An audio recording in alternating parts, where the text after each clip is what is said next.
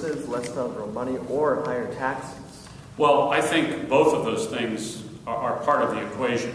And what we'll finally have at the federal level is what we have at the state level. We will have clarity and honesty in terms of spending decisions at the federal level. Right now, it's not clear and it's not honest because people don't have to only spend what they have.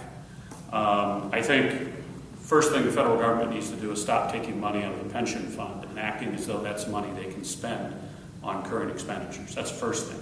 And then the second thing the federal government needs to do is decide if we want to do all of these things that we think are important, and use an issue of the day, if we want to go take military action in Syria, do we want to raise taxes to do that? Do people want to pay more income tax or more other taxes to do all of the things that we want to do? And you can pick your least favorite or favorite expenditure from the federal government and decide whether it's worth raising taxes to do that. But right now, nobody's making that decision.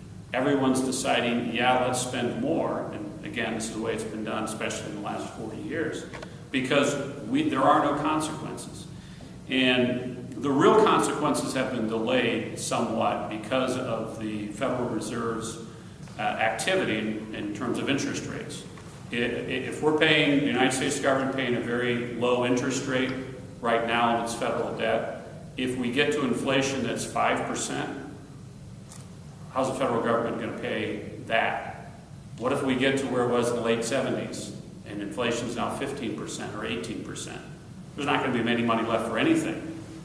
So those are fundamental decisions that people have to make and can make on the federal level because we know that, we do that. We all took a beating from our local officials because of the local government fund or our superintendents.